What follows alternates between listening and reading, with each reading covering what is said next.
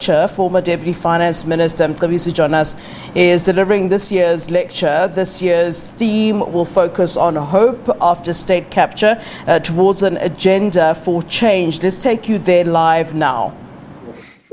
Levels and functions. And from his release until his death in 2017, he remained a tireless champion of non-racialism and human rights. The sacrifices and struggles of our forebearers, such as Comrade Kathrada and Comrade Isu, have not only been significantly eroded, but are under direct attack from perpetrators of grand corruption, the collapse of the state that these great men and women helped to create, and the rise of nationalist populism. These are the tendencies we must collectively fight against as we build a new consensus around which society must rally. Right now, the US is undergoing a watershed moment, with Biden the certain winner in the presidential race against the racist, homophobe Donald Trump. How we got to a situation where a narcissistic right-winger took charge of the world's greatest economic and military powerhouse is something that we need to ponder over. It is something that all democracies need to ponder over. It is indeed an understatement that we live in volatile times. The COVID-19 pandemic has accelerated the collapse of the global political and economic system, which has been in place for the past 40 years. The system most commonly referred to as neoliberalism was already approaching the end of its life and has simply been expedited by the unprecedented challenges of 2020. We thought in 2008, with the onset of the financial crisis, that this neoliberal system would have transitioned into something better, something greener, something more humane. Instead, we got what UNCTAD in the Trade and Development Report 2020 referred to as the lost decade. So it is not on just us in South Africa who have experienced a lost decade, but the whole world experienced a lost decade. The period since the Great Recession, the last 10 years, has been characterized by a number of features that have collectively made the developing world wholly unprepared for COVID-19 catastrophe. At the center of the lost decade has been rampant financialization, with declining real investment in fixed capital, driven by a rapacious culture of quick returns through mergers and acquisitions, speculative activities, and an over-focus on dividend payments. This was aided by an easing of monetary policies in developed countries, contrasted against tighter monetary policies in developing economies. The result has been rocketing inequality, obscene wealth accumulation for global super rich, and a huge increase in foreign currency denominated debt in developing countries. Of course, South Africa was saved from this. Developing countries and private firms took on this debt, assuming output and revenue growth would recover to the levels of the noughties. This did not transpire. With the Chinese slowdown, a commodity down cycle from around 2012 has constrained aggregate demand and growth. This has led to growing debt in a number of Latin American and African countries. The onset of COVID-19 pandemic compounded this situation. Debt servicing obligations, primarily in developing countries, have seriously weakened their ability to manage the pandemic, meaning that scarce fiscal resources are being directed away from critical health spending and economic relief to focus on debt servicing. More worrying is that these developing countries, with the exception of in the main of China and South Asia, do not have the fiscal capacity to stimulate economic recovery and carry out all the interventions that are required. And it is not only governments, Many public and private companies in developing countries also carry high debt and no longer have the balance sheet or risk appetite for investment. Extraordinary economic recovery will be definitely necessary. Global economic contraction as a result of the Great Lockdown will be between 4% and 5% for 2020. Most developing countries, again with exception of Asia, will be worst affected. This is especially the case for commodities exporters and tourism economies like South Africa, many of which are experiencing double-digit contraction. South Africa's contraction for 2020 is estimated at 7.8%. This will set off a vicious cycle of reduced tax revenue, greater fiscal distress, and ultimately less public investment on health, education, and economic recovery. But this, in turn, will prolong economic recession in the developing world, and may mean we are in for a long-lost decade of austerity, rolling back of services, and growing wealth inequality within and between countries. So what could change this bleak picture? I propose 4 areas, of course, for that. Firstly, a rapid global bounce back that returns global aggregate demand at least to pre-COVID levels. We had hoped this would be the case in the first half of 2021. But with a second wave of infections and consequent lockdowns in Europe, this is unlikely. The COVID denialism we have witnessed in some parts of the world is not assisting. Secondly, a Biden victory will go some way towards restoring trade relations between the world's 2 economic powers. We really need a sustained uptake of Chinese demand for commodities. As a country, South Africa remains dependent on commodities exports as a core source of growth. So Chinese growth, sustained Chinese growth, is so crucial for South Africa's economy and the world economy. Thirdly, we need a fresh approach to multilateralism. Again, I hope the Biden victory might be a necessary precondition for this to happen. We must accept that the old multilateral architecture is unfit for purpose, and a new architecture and development approach is necessary to change the global trajectory. Fourthly, the world is pivoting towards the necessity of climate change solutions. We need a new impetus to give substance and resourcing for global climate change deal. As a start, Biden has already promised that the US will rejoin the Paris Climate Change Agreement within days of his victory. Indeed, the future of economic recovery and survival is inherently dependent on coherent policy direction on issues such as green energy and water management. The perception that climate change agenda is a nice to have add-on to policy is dangerous and probably short-sighted. In addition, we need a global debt deal. I like the proposal currently being advocated by UNTAD for the establishment of a new global debt authority, independent of creditors and debtors' interests, and focus on assisting and developing countries with, and for example, sovereign debt restructuring and workout mechanisms. Such an authority could also regulate private hedge and equity funds that are investing in distressed assets. Dealing with debt is a small but necessary part of the global fix.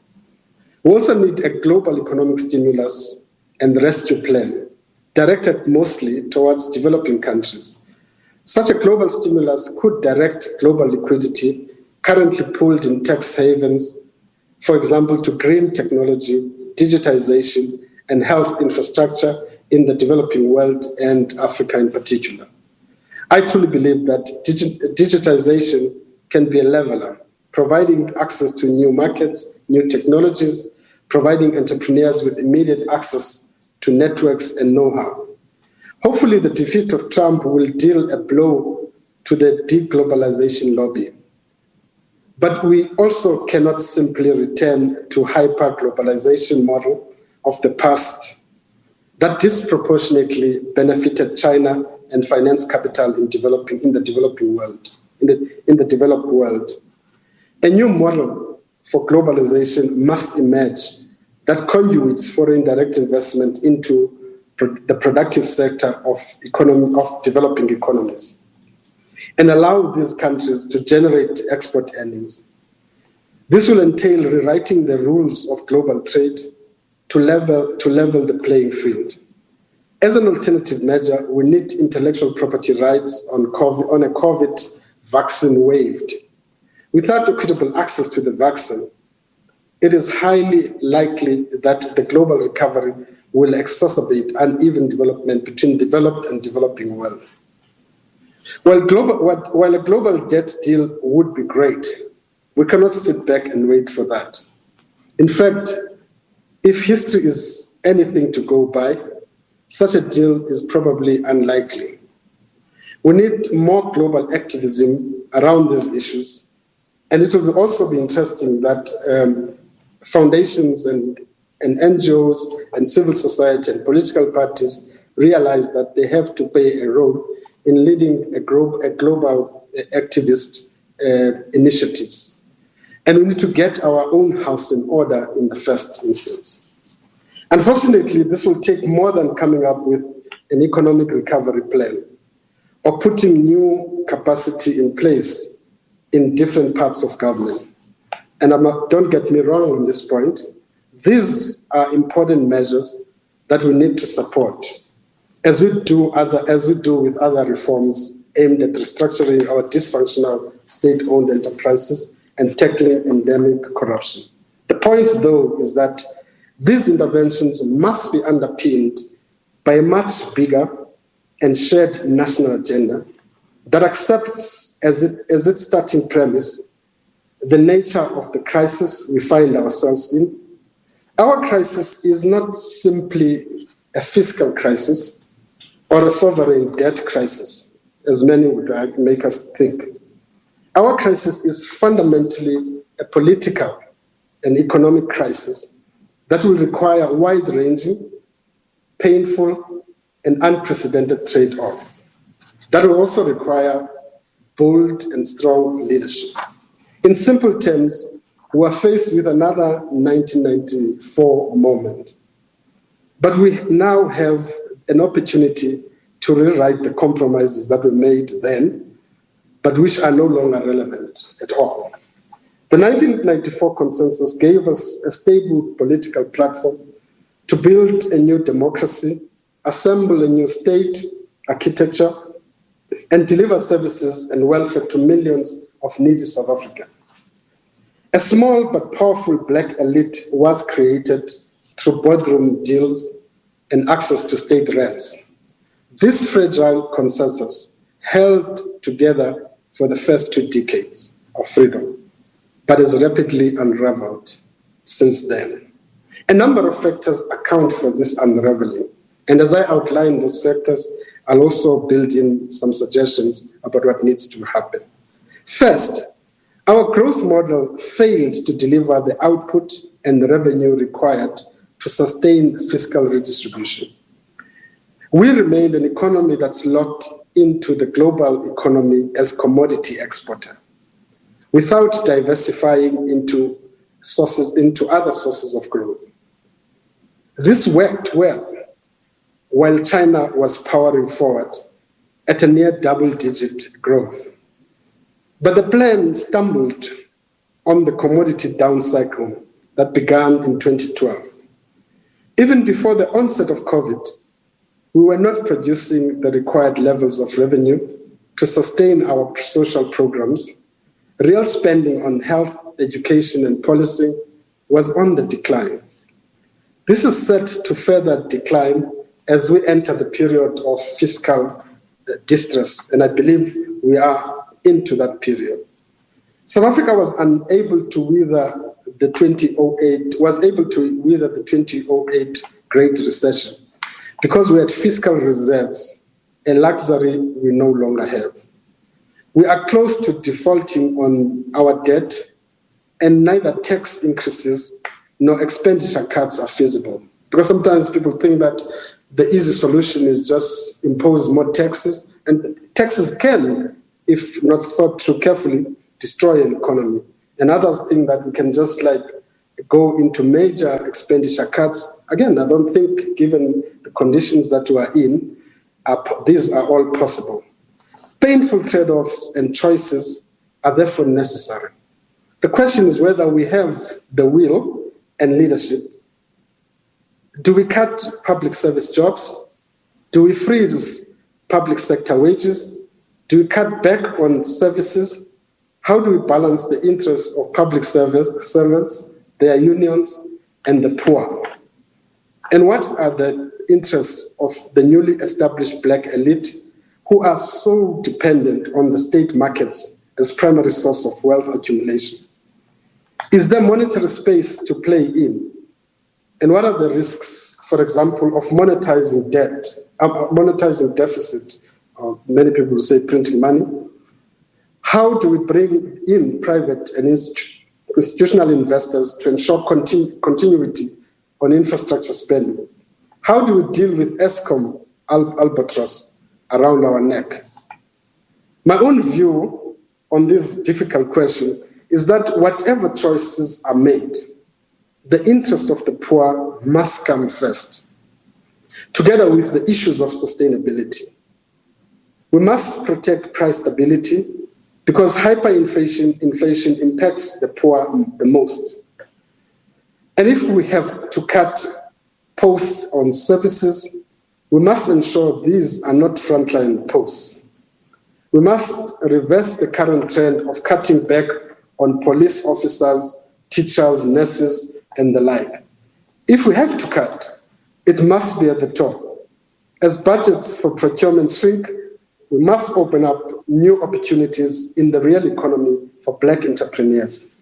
Big capital must come to the party. Business must be active in driving economic reforms. While the structural economic reforms put forward by government are generally accepted as crucial for economic recovery, this cannot be left alone to state, or should I say, to a broken state, to pursue and implement. This needs to be more active. This need more active involvement from business, labor, to wrench the economy from perpetual decline. As we accelerate our just in energy transition and open up space for private investment in energy generation, we must ensure that coal-dependent communities in Mpumalanga are not decimated. Of course, we have to deal with Eskom debt.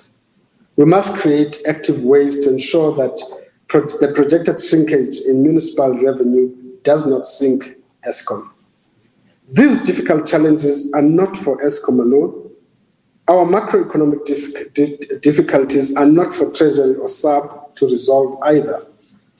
The whole society, these are whole society issues, and they require a leadership that seldom veers towards populist options. Our collective failure to address these issues will sink us all. These times require each one of us to contribute where and how we can. Without this mindset shift and our continued expectation that someone else will do it, we are doomed. The second major factor that has caused our consensus to unravel is inequality. It is disturbing that the Black share of wealth has not really shifted over the past 25 years. Financial asset inequality has a Gini coefficient of 0.92, and property asset inequality is 0.88. Remember that 0 represents equality and 1 represents perfect inequality. There is still racialized elements to this equality, and that's probably what stats show. White South Africans make up more than 60% of the country's elite, and Africans only 20%. This plays directly into the unhelpful racial populist narratives, which in turn lead to flight of know-how and capital. We cannot afford to become more racially polarized and divided as society. We need well-considered ideas about how we can deal with inequality scourge in our country. Again, I feel we must look more closely at our growth model. Our unemployment, the small size of SME sector, and our failure to build Black entrepreneurial class, and our poor education and human capital outcomes, worse, for example, than Zim, have also been a major contributor to the situation we're in. The solution, of course, is far more complex than just direct asset redistribution. This could be one of the measures, but we must ensure that it does not lead to aggregate contraction in investment and productivity. And of course, it doesn't also prompt up the elite. And we have cases where you have asset redistribution that essentially consolidates an elite, not solve, and therefore deepens inequality, as opposed to solving the inequality question. At the moment, we cannot afford any more knocks on the economic, on growth and the revenue side. Big capital must get involved in the solutions. We must look at things like establishing skills hub, platform for sharing innovation and technology, SMME incubation. Banks must come into the party, restructure debt, and develop fit-for-purpose financing instruments. Business must open up market opportunities in value chains where they are dominant. They must be part of a national project to build inclusivity. The measure of success must be the increased share of Black wealth in the markets, increased labor participation and growth. The state must enable this to happen. We also need to create jobs at a scale in the low skills and of the labor market, while we transition to higher productivity. Sometimes when we talk about the strategy for jobs in South Africa, I sometimes have a feeling that we seem to want to create jobs for skills that we don't have. And if you look at the nature of unemployment in South Africa, it is a problem of the unskilled or semi-skilled. It is also the problem of the untrained and sometimes untrainable. So you have to create jobs at a scale in low skills of the labor, in the low skills segment of the labor market. We need the state, business, and unions to work together to see how we can improve competitiveness in this segment. Can we think of wage subsidies in labor-intensive sectors? Are these feasible? And I'm sure many people will argue they are. And how do we improve our schooling system? Again, I think we cannot just lay the solution at the doorstep of government. Unions and communities must play their role in strengthening school accountability and performance. Business can contribute, particularly in areas like digitization and supporting schools in many other ways. The third trigger of our declining consensus, which I would want to discuss here today, has been state failure, largely as a result of state capture. But I think generally it also adds to all our pushes to state formation since '94. We all had high expectation of the democratic developmental state we established. It was going to drive economic development, to address market failures, and deliver quality basic services to the poor. These expectations have come crashing down with the realization that the state was systematically repurposed for looting. Vital institutions like SARS were destroyed in the process. And NPA, the National Prosecuting Authority, and the security cluster became lame ducks, allowing pillaging at levels of the state. Key technocrats and professionals left the employ of the state. Evidence-based planning and budgeting went out of the window. Monies meant for the poor were redirected to networks of corruption. Corruption has also heavily impacted on economic competitiveness, causing huge inefficiencies in critical network industries like transport, logistics, telecoms, and energy. This has driven up the cost of doing business and has lost us investment. Worryingly, the state has lost legitimacy, affecting the leadership role it needs to play in brokering consensus and trade-offs with other constituencies. Of course, we must admit there are clear signs, of course, of restoring governance in SOCs and revitalizing SARS, and of course, a lot of work in the security cluster. But let's be frank, the state remains a shadow of its former self. It is still plagued by high levels of mistrust by citizens and key stakeholders in the unions, business, and civil society. Of course, the Zondo Commission and its revelation of dirty workings of the state has also added to the lack of credibility of the state. The capacity of the sphere of government closest to the people, local government, remains a real concern. I don't think we are talking enough about this. And the catastrophe that awaits many municipalities with likely budget cuts on the horizons and no own revenue to speak of. We must make sure that services to the indigent and the maintenance of key assets are protected. I think there has to be a different conversation between different levels of government about how do we rebuild local state in South Africa. And I think we need also to revisit the model. I would like to conclude with some thoughts on political agency, because I believe that we can have all the grand plans and lofty ideas without addressing the question of political agency. We're unlikely to achieve all the things that we aspire to achieve. We've come through a major political transition from a party to democracy, in which the governing party led society through an incredibly difficult process of political and institutional change. The movement was a beacon of hope around which society cohered. In many respects, we are back in 1993.